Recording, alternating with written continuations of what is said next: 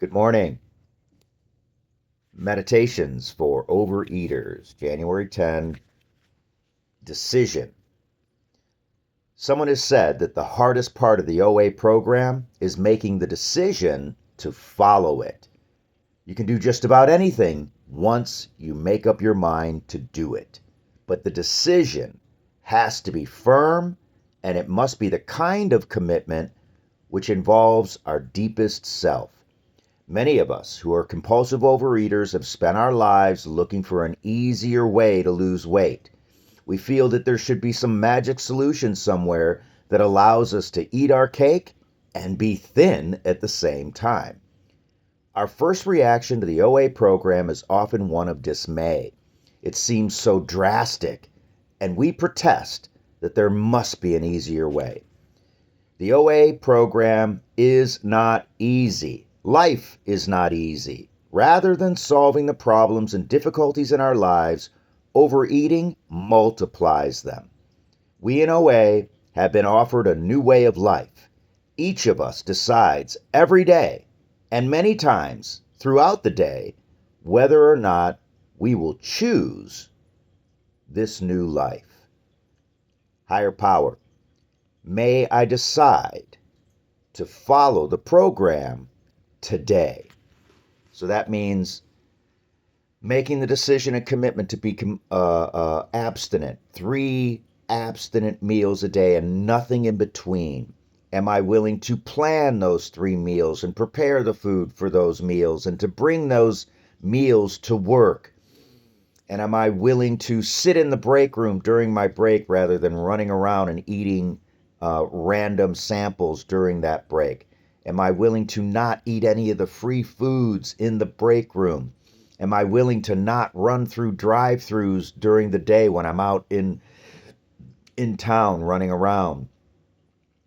Am I willing to come home at night, eat a dinner, and then enjoy the rest of the evening and go to bed without eating anything between dinner and bedtime? That's huge. I mean, all of these moments during the day where we are not eating and we are remaining abstinent are miracles. They're moment to moment to moment to moment miracles. And they all begin in the morning when we wake up and decide to be abstinent today. It's a decision. I made a decision to turn my will and my life over to the care of a power greater than myself just for today. I have to consciously work that third step. I really got to work the first step. I got to admit that I am a compulsive overeater and I need help. I got to do that out loud. And then my second step is solid. My second step is that I believe in the program. I believe in the steps and the traditions and the concepts. And I believe in service, and I believe in meeting attendance, and I believe in interacting with my sponsor and working steps with my sponsor. I saw my sponsor last night. He's going to be out of town for about a week, but I'm gonna text him today my food plan for the day, my 3 abstinent meals, and my commitment to eating only those meals and during meal times throughout the day. And I'm willing to text him each time that I successfully move through each phase of the day. You know, I'm not going to nibble my way through prepping the meal. Um, I'm not going to nibble my way through cleaning up after the prepping of the meal. I'm just going to eat the meal. That's it. And, all of these decisions are hard decisions until they become absolutely constant and grooved in to the routine. And, I have several other areas of my life that are compulsive and obsessive, right? I have not used any drugs or alcohol for 29 years. That is grooved in. I make a commitment today to not drink or do drugs. That's a given. And it's when I say it's a given, it's not a given. I I'm a member of Narcotics Anonymous and also Alcoholics Anonymous. I attend those meetings. Every day I look at an IP, an informational pamphlet that's called Live in the Program. It's basically the 10th step. And in this IP, the first question is, am I clean today? Am I abstinent? And today I can say I am abstinent from drugs, alcohol, cigarettes, um, uh, porn, um, uh, and food. Right? I've got 10 day. I'm on my 10th day of abstinent eating, and there's another question there. Do I owe any amends from yesterday? And for the longest time, I look at this thing every day, and for the longest time, I was like, my my eighth step and my ninth step are complete.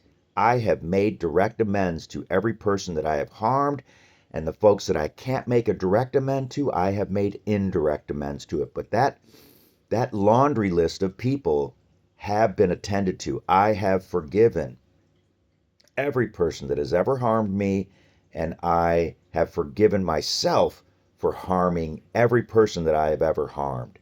That is in place. So that step is worked. So now I can effectively work a 10th step and look to my behavior from yesterday, or maybe if I missed something from a few days before that, but from the most recent past. I can go, oh, okay, I need to make an amends there. I need to make an amends there. And I do those. Sometimes I interact with my sponsor and say, yeah, I was a ding dong and I did some stupid stuff and I should probably, yeah. And he's like, yeah, you should probably, take care of that. Look the person in the eye, say, admit that you were wrong, and promise that you will not do that behavior again, and then move forward. Let it go. And I'm pretty good about that. And of course, I still got blind spots, and I'll miss some stuff. But for the longest time, the primary person that I've been harming is myself through this overindulgent, obsessive, and compulsive eating outside of these 3 meals, and indulging, especially at work. It has been a challenge. In the most recent past, it's not been so challenging because I'm doing this. So today I'm doing it, and I'm absolutely certain that I will do it tomorrow. Just going to continue doing this stuff because it's working. Um, and that's it. But yeah, so the person that I've most consistently been harming is myself through eating, and for the last 10 days I have not. So I get to look at this and I'm like, oh, and it's my go-to. It's like, oh yeah, I harmed myself yesterday because I ate this, that, and the other, and blah blah blah. And um, it's so new to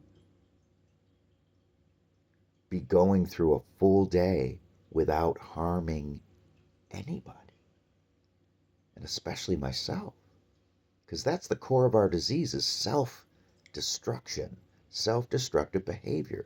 I am a diabetic. I eat sugar. I am destroying myself, destroying the pancreas and destroying everything else, and the heart and the brain and the blood system. The blood doesn't like all that sugar and it messes everything up, and the joints. All the complications that come with frickin' diabetes. And it is a preventable disease. If I don't put it in my mouth, it won't be in my body, and it cannot affect all that stuff. So stop doing the dope. Sugar is dope. Flour is dope. White rice is dope. All of that stuff is just death. Death on a plate.